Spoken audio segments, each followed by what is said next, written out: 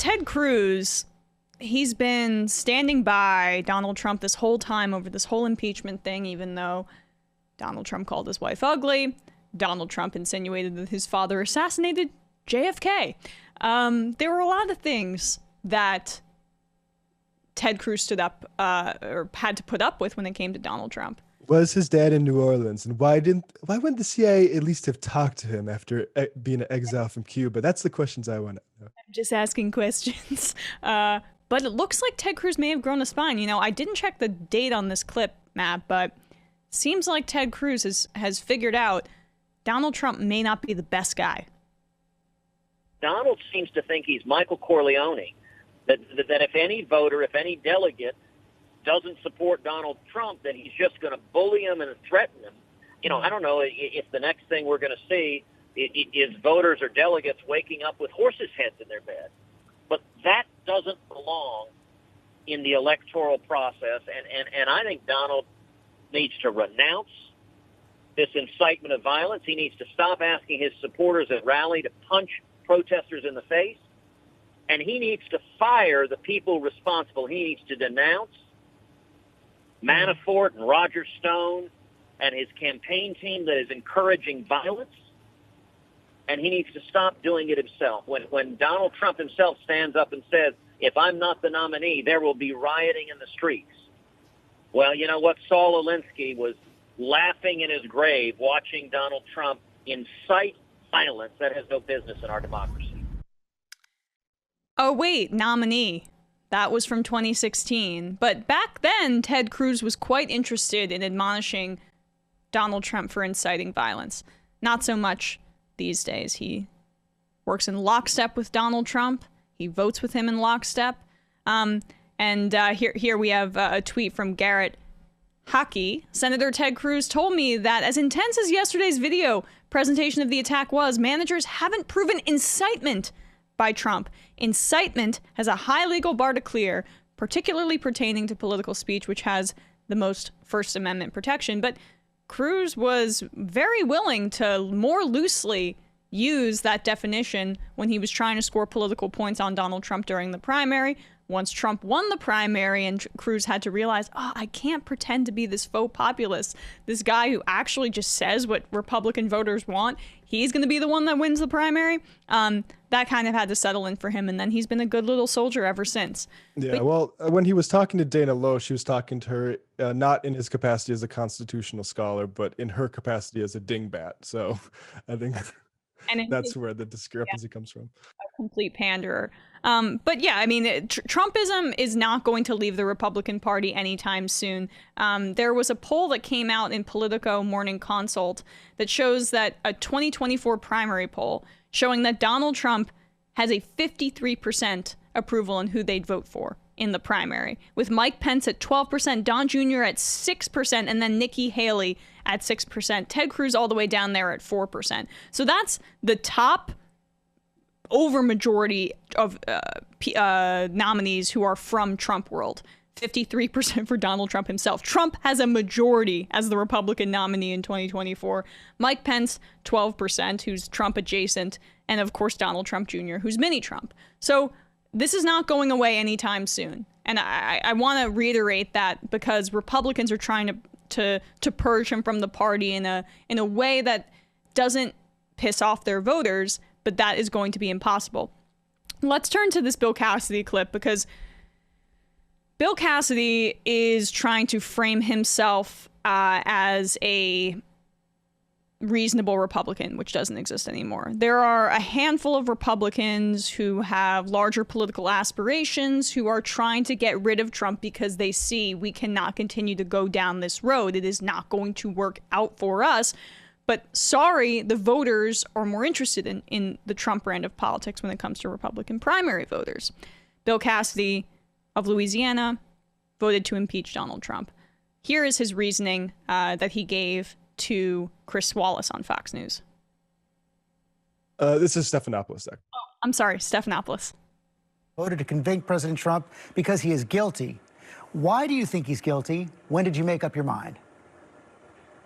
So I listened very carefully to all the arguments, but if you describe insurrection as I did, as an attempt to prevent the peaceful transfer of power, we can see the president for 2 months after the election promoting that the election was stolen.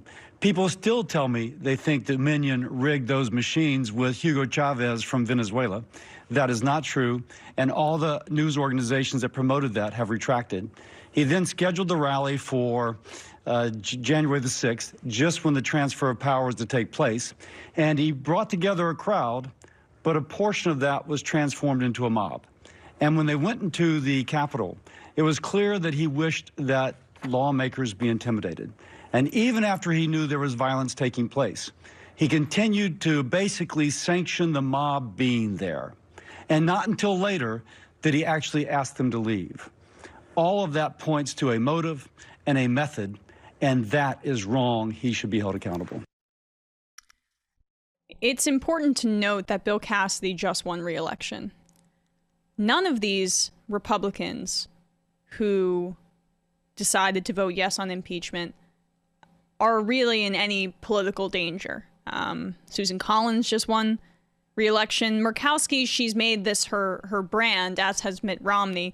But Cassidy, he actually may face problems if the Republican Party doesn't have a short memory, because he was just formally censured by the Louisiana party. So there are a lot of inter-party machinations going on here.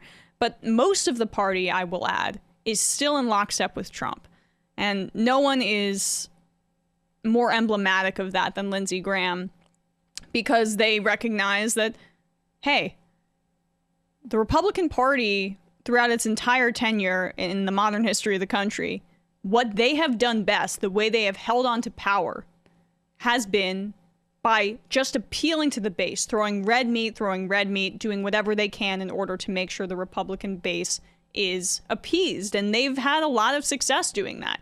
Donald Trump was the inevitable creation of that kind of politics. But most of these Republican senators know nothing else.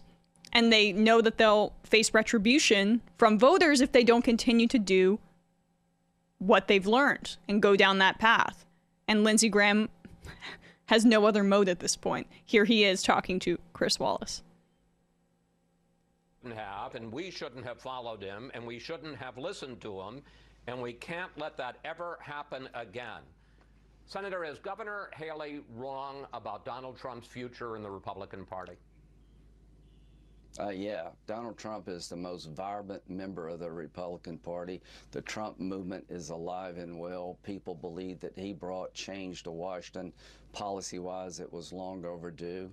All I can say is that the most potent force in the Republican Party is President Trump. We need Trump plus. And at the end of the day, I've been involved in politics for over 25 years.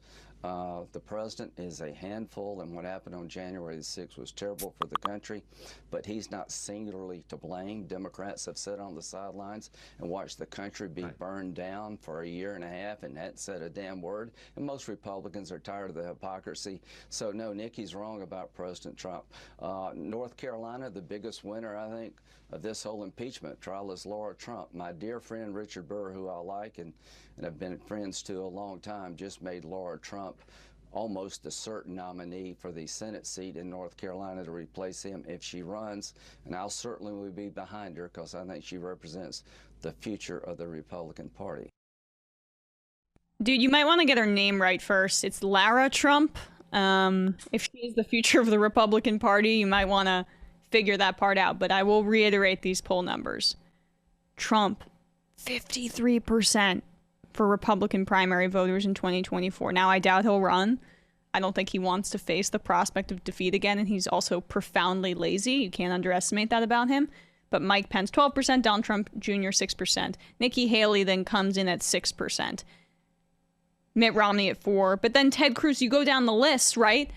All of these Trump-adjacent people, the people that have surrounded Trump, that have enabled him, that have embraced his style of politics, they are the people that have won over the hearts and minds of Republican voters. And so Lindsey Graham's not very convincing at it because he's a beta, and so he just follows and regurgitates whatever Trump says. So he's not going to appeal to the authoritarian Republican base. There's no question about that. That's done. That's over with. They've already tried that. He did in 2016 when he was vociferously against Trump, and now, of course, he's up his butt. But there's no way to avoid this. And Nikki Haley, I think, will fail spectacularly if she tries to run for president, because the base won't embrace her.